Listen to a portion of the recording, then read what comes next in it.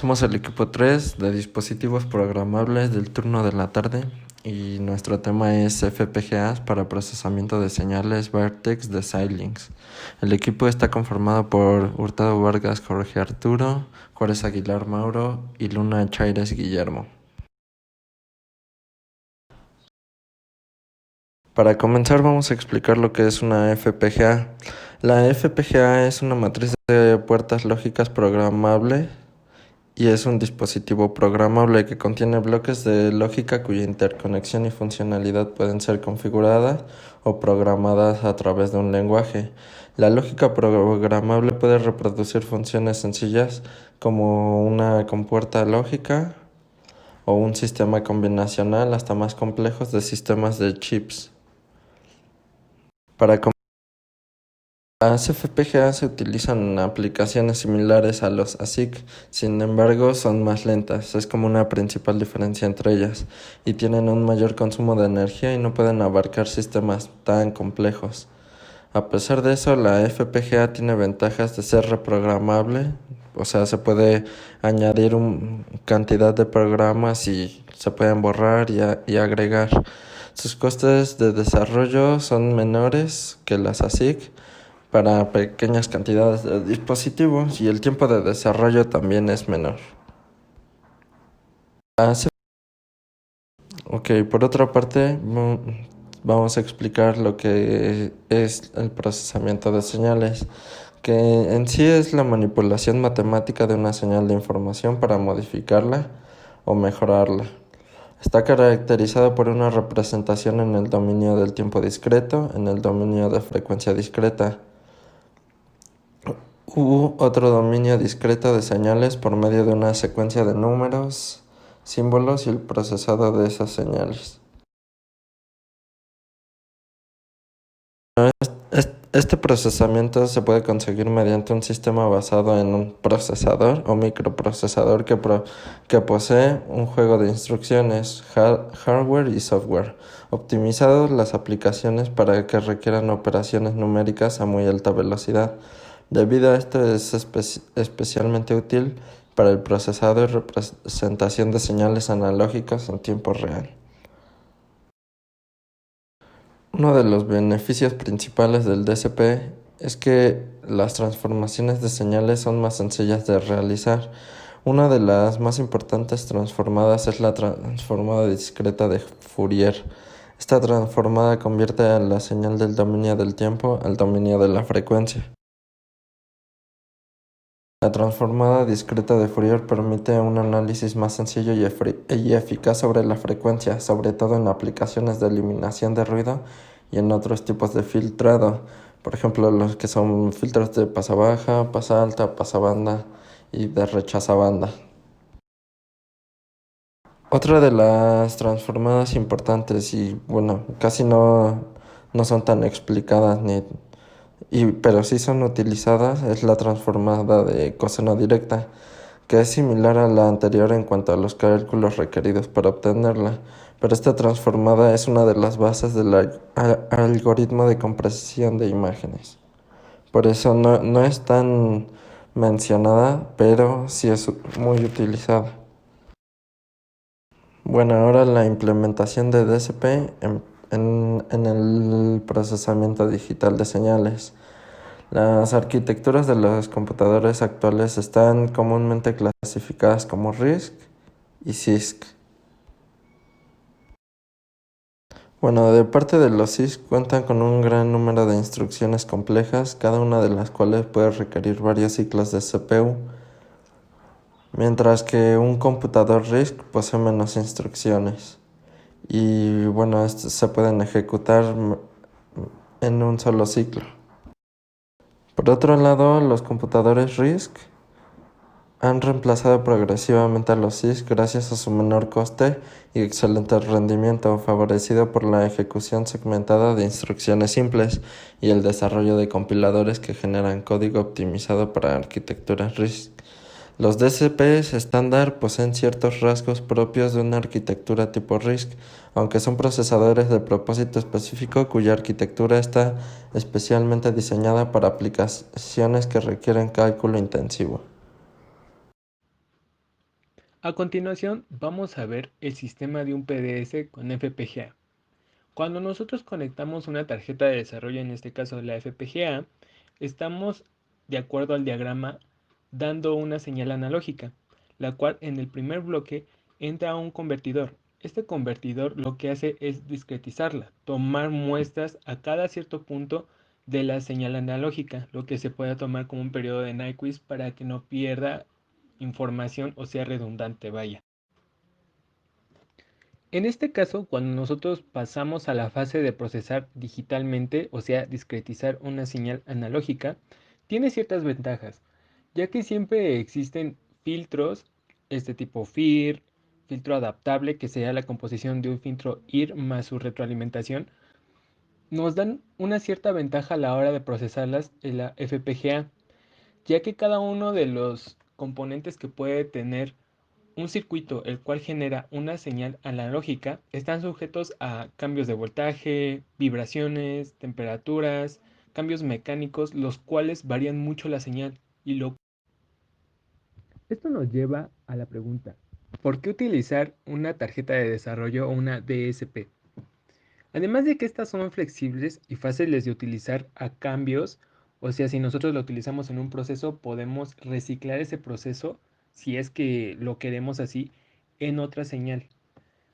También tienen otro tipo de ventajas y también están desarrolladas para ciertas categorías. Si nosotros vamos a necesitarla para mucha información, para hacer de información por paralelo y que se puedan producir dos tareas al mismo tiempo o que nos brinden diferentes facilidades.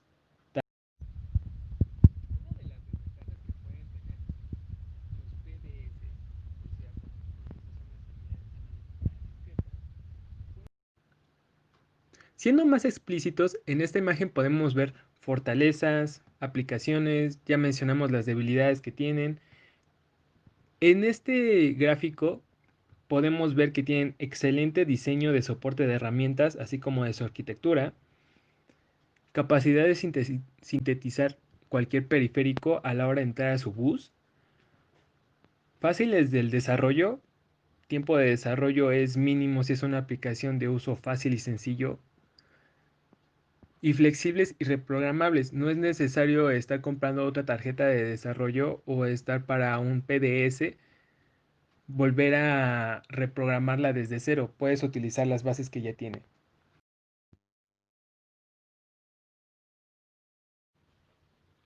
Esta lámina básicamente la abordamos en una de las clases presenciales que tuvimos con el profesor, en el cual nos explicaba en qué momento nosotros debemos o es recomendable usar una FPGA, cuáles son sus ventajas frente a una SIC.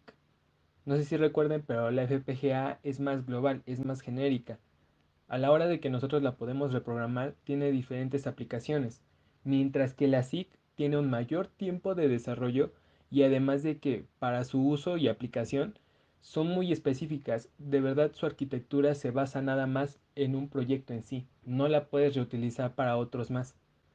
Esas son algunas de las ventajas y desventajas. Otras serían inconvenientes, son más lentas, consumen obviamente mayor potencia porque su arquitectura es especializada y no pueden realizar sistemas excesivamente complejos.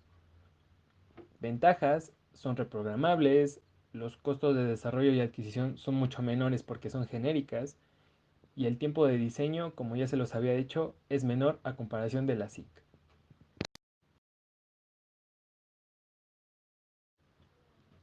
Pasando a ver la familia Virtex 7, es la familia insignia de los productos desarrollados por Exciene. Otra de las líneas de los productos actuales son Kintex, que es por decir la gama media, y Artix, que es de bajo costo. Cada uno incluyendo configuraciones y modelos optimizados para diferentes aplicaciones. Esta familia de productos, que es la más reciente, se basa en un diseño de 28 nanómetros y se afirma que ofrece una mejora del rendimiento del sistema de 2 veces la potencia y 50% menos energía en comparación con la generación anterior, o sea, Victe 6. Duplica el ancho de banda de memoria en comparación con la generación anterior, lo cual nos da un procesamiento más rápido de entrada en el bus. En esta diapositiva podemos ver la arquitectura Virtex 7, la cual puede tener para ampliación de memoria mediante SD card, puede tener ampliación de memoria RAM por medio de la DDR3, un PCI Express, un LCD para mostrar lo que hayamos corrido en un programa, un HDMI, puerto Ethernet, LED status, USB JTAG, entre muchas otras entradas y salidas de información que tiene esta tarjeta de desarrollo. Aquí podemos ver el diagrama a bloques de lo que podría ser la Virtex 7. Además de la lógica de la FPGA configurable, las Virtex incluyen hardware de función fijo para las multiplicaciones, la memoria, los núcleos, FIFO y lógicas SC, bloques. En esta diapositiva tenemos un claro ejemplo del grado de velocidad y rangos de temperatura que puede llegar a tener la FPGA de la familia Virtex 7. Para esto tenemos diferentes modelos, el cual puede ser como uno de los básicos o Virtex T o Virtex XT. Cabe recalcar que cada uno, conforme va creciendo en categoría o en gama, puede llegar a tener más velocidades de las que se describen en esta tabla. Y además, aunado a esto, las temperaturas serían mayores, por lo cual sería necesario contar con un disipador.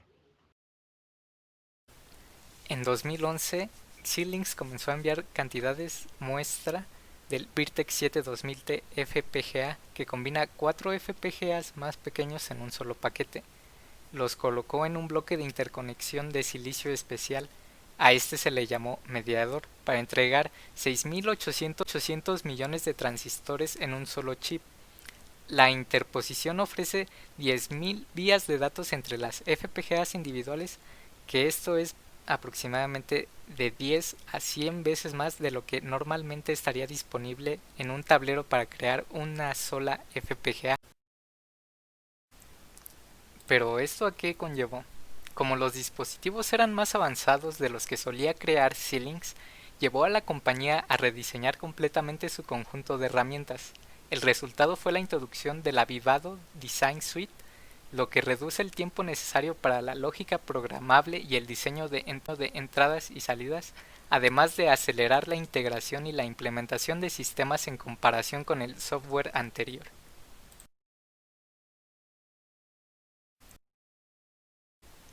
En la siguiente tabla podemos ver los recursos que han utilizado los diferentes tipos de dispositivos de la familia Virtex 7. Están divididos en tres: los primeros, luego las versiones X y las versiones H. Bueno, ahora hablaremos de la tarjeta AMS101, que es una combinación de circuitos analógicos y digitales, que es la tarjeta de evaluación que tiene la familia Virtex 7.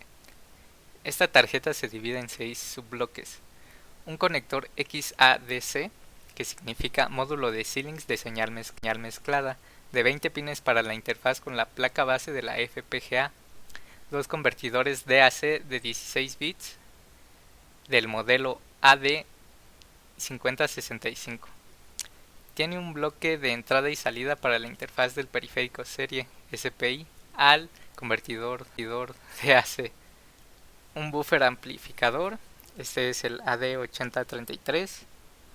Cuenta también con pines para fuentes externas, ya sean positivas o negativas. Y al final tiene 3 jumpers para la fuente externa, o puede que no lo sea, del convertidor DAC al conector del XA. Podemos observar los componentes de la AMS101 y hablaremos del XADC. Este cuenta con convertidores ADC duales de 12 bits que usan una megamuestra por segundo. Tiene 17 entradas analógicas flexibles y reconfigurables.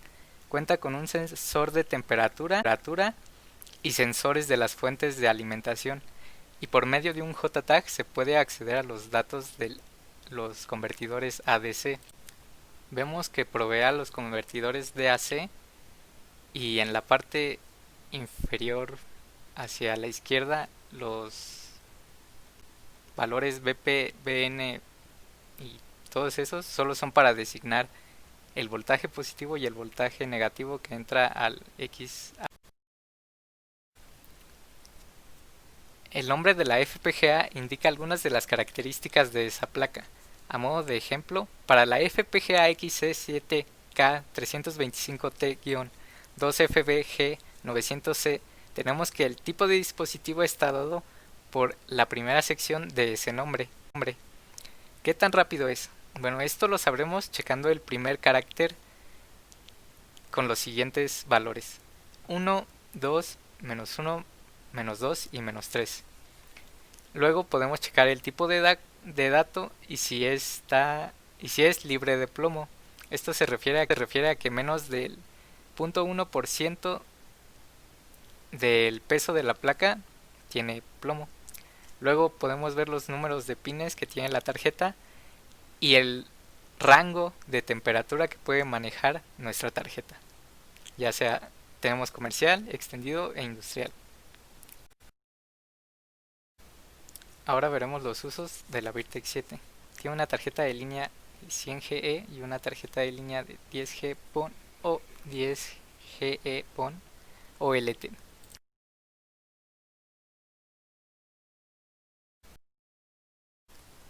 ¿Qué ofrece la tarjeta de línea 100GE? Los FPGA Virtex 7 tienen una arquitectura que permite una implementación única de nuevas tarjetas para trabajar con un mayor ancho de banda. Habilita nuevas tarjetas de línea con mayores capacidades de procesamiento dentro de la misma potencia y huella de enfriamiento, debido a que la potencia que utiliza es el 50% menos. Tiene transceptores que admiten velocidades de línea de hasta 13.1 gigabits por segundo, permitiendo una conexión a planos posteriores, módulos ópticos y planos de control. Ejecuta soluciones complejas de procesamiento de paquetes y gestión de tráfico aprovechando más de 1 millón de celdas lógicas y recursos de RAM de bloque de hasta 53 megabits por segundo. Implemente el almacenamiento en buffer de paquetes y el procesamiento de paquetes con interfaces de gran ancho de banda para memorias TCAM, SRAM y DDR. En la siguiente imagen vemos los componentes de la tarjeta de línea 100G. Primero vemos el módulo óptico, que es un transceptor óptico típicamente conectable y utilizado en aplicaciones que requieren de un gran ancho de banda. Al lado tenemos los transceptores GTH, que tienen poco retardo, y esto es requerido para interconexiones ópticas y cuentan con ecualización autoadaptativa con PCS requeridos para operaciones difíciles en la placa de bus común. Hablaremos de la tarjeta de línea 10G-PON, 10G-PON o LT. Los FPGA Virtex 7 permiten la integración del conteo de puertos 10G y los objetivos de costos para las tarjetas de línea de terminal de línea óptica o LT, de red óptica pasiva PON, que llevan redes de alta velocidad al hogar o al vecindario.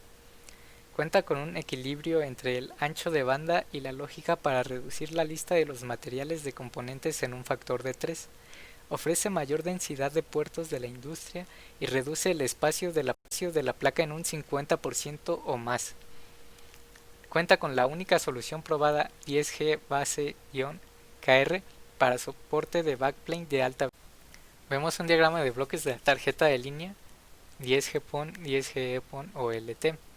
A la izquierda tenemos el XFP, que es un estándar para transceptores que se utiliza en redes de computadoras de alta velocidad y en enlaces de telecomunicaciones que usan fibra óptica.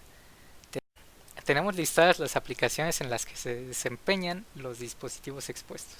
Tenemos el procesamiento de señales, convolución encriptado, energía, codificación, decodificación, compresión, expansión, procesamiento homomórfico, ley mu, ley A, conversión, correlación, análisis de transitorios, el filtrado digital, la respuesta infinita al impulso FIR, respuesta infinita al impulso IR, lattice ladder, windowing, filtrado adaptable, eliminación de ruido, generación de señales y al último las telecomunicaciones, modulación, módems, telefonía celular, multiplexación de canales, igualación de canal, cancelación de eco, videoconferencia, espectro esparcido y líneas de repetición.